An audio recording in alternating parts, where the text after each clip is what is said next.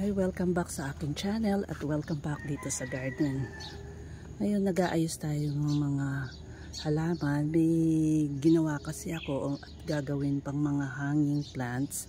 So ito pinag-iwalay ko yung mga may bulaklak. Linagay ko muna sila dito. Yung mga ibang bulaklak na natin na ayan. So ang balak ko dito ay gagawin kong hanging plants. So tara, tignan muna natin. So ito yung mga to. So ito na yung mga nagawa kong hanging plants. Ayan, kung makikita nyo. Ayan, nag-i-start ng mag-buds. Tapos ito pa. So ayan. Ayan yung mga hanging plants na nagawa ko. Tignan nyo si Pink Abby. Ang ganda niya. Ang ganda ng flowers. So kapag lumipas na yung bulaklak nito ay ikakat ko siya. Kasi sobrang haba niya. Kaya lang ngayon, dahil may flowers siya, hindi ko muna siya puputulan. So ayan yung mga hanging plants na ginawa ko. So ngayon, nililinis ko yung mga dahon-dahon nila dito at pinagsama-sama ko at tinitrim ko na rin sila. Ayan. So itrim natin kasi ito hindi ko natitrim. Kaya ayan, nagsihaba na. Pero yung mga ginagawa kong hanging plants, ayaan ko lang na mahaba. Ayan. So tapos lalagyan ko din ito ng tulos. Kagaya nito. Ayan. Ayan ito. Ayan. Kung gusto ninyong pataas sila, ay lagyan lamang sila ng tulos. Or yung stick. So ito lalagyan ko ng stick. Tapos yung mga lumang dahon nila ay tanggalin na natin para umusbong yung panibagong dahon nila. Tapos itrim sa dulo. Yung mga ganito na nakalaylay ay gagawin kong hanging. Kaya hindi ko muna sila puputulan.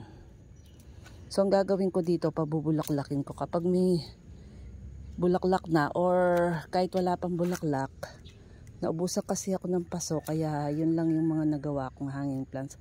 Tatanggalin ko lang yung mga lumang dahon, yung mga may sira. Ayan. Kagaya ng mga ganito. Ayan. Tignan nyo. So, uusbong naman yung panibago niyang dahon, kaya okay lang. So, kapag kagaya niyan, ayan, ang gagawin nyo lang ay ito lang yung nakuha kong stick. Ayan. Lalagyan lang siya ng tulos dito. So, ito ayan ko munang nakaganito kasi balak ko siyang ihang. So ilalagay ko muna siya dito. Ayan, ito, ayan. So ganito yung mga gagawin ko ngayon. Ayan. So nililipat ko. So bumili pa lang ako ng fertilizer din kasi naubusan ako. Yung ginagamit ko palang fertilizer dito ay Yaramila Winner. So bumili pa lang ako sa Shopee. Pwede kayong mag-order sa Shopee or Lazada. So kagaya nito, magandang ihang itong ganito. Tapos pag namumulaklak sila, kasi tignan nyo yung mga dahon nila, variegated. So maganda talaga silang ihang. So sa paghang pala, ang ginagamit ko lang ay ipa. Kasi hindi pwede yung may konting lupa pero more on ipa. Kasi hindi pwede yung may maraming lupa kasi mabigat. So nasubukan ko. So pinalitan ko sila ng talagang pure ipa na may yung lupa niya yung doon sa mismong ugat lang. Kasi nung transfer ko, kapag ita-transfer nyo, yung konting natitirang lupa sa kanya ay itira. Huwag masyadong gagalawin yung kanyang ugat. Ayan. So ilalagay ko muna sila dito. Tapos itong mga maliliit naman natin. Ayan. So marami pa akong ilalagay doon na mga panghanging. Ayan. Tingnan natin. So ililipat ko yung mga variegated na dahon na ganito. Ang gaganda nila. So kapag namulaklak din ito, maganda. So ngayon marami na rin naman, nag-start na rin nag-bloom kasi yung iba talagang trinim ko. Tignan nyo ito, ang haba na. Pero putulan ko lang sigurong konti ito, pero panghanging plants ko rin ito. Gagawin ko ding hanging. Puputulan ko lang mamaya kasi medyo mag-isa lang ako. medyo ano yung ating scissor, nag-lock. So hindi ko siya mabuksan, pero ititrim ko ito. Lagay ko lang muna sila dito. So ikot ko muna kayo dito sa garden.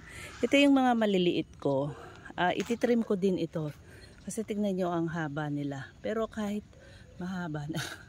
Ayan, maliit. Nag-start ng mag-flowers. So yung mga matataas dito, ititrim ko. So ayan, ito hindi ko pa din na-trim pero ayan yung bulaklak niya. Ito na-trim ko to, kaya ayan, tignan niyo yung bulaklak niya. Tapos ito din, si variegated cotabato. Ayan.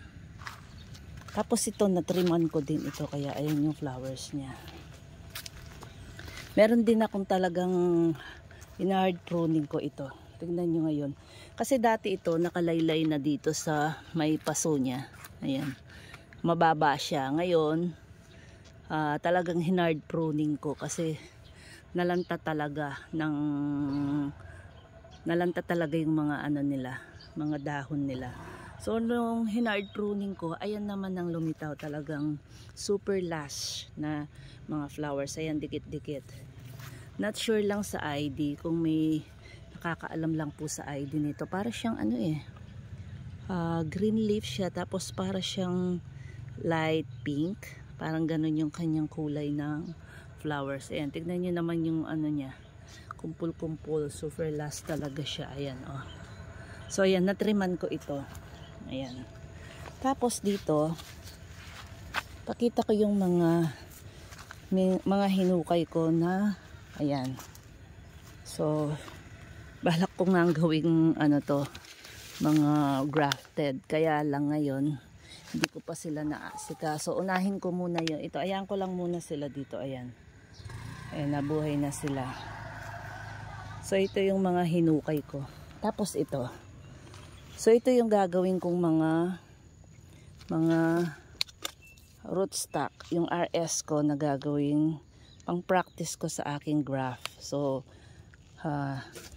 pag nabuhay, thank you. Tapos pwede namang ulitin guys, kung halimbawang meron tayong nagawa na hindi successful, pwede nating ulitin. Huwag nyo lang sasagarin. Kunwari ito no, dito tayo mag-graft. So siguro iano mo ng konti para at least kung hindi nabuhay, pwede pa dito. So marami siyang sanga. So pag maliliit na sanga, maliit din na stem na gagamiting sayon. Pero kung malaki, makapal, matigas yan. So pwede rin yung mga malalambot, pero dapat yung kanyang pagdudugtungan ay yung bata din na sanga. So ayan. So marami akong tanim dito guys, mga bougainvillea. Meron din akong mga tanim na gulay or prutas. Ayan. Ito yung mga prutas ko. Yung ating mulberry. So ayan, sitang long pink. Ayan. So ito pa yung mga ililipat kong paso. Ayan, ito. Kasi tignan nyo naman, oh.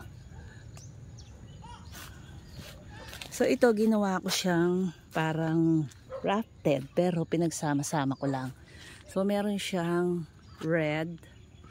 Tapos ito, hindi ko alam kung yellow, light yellow. Tapos meron tayong white. Ito, kagaya nito, white. Ayan. Ginawa ko, ayan. Pinagsama-sama ko lang yung stem nila.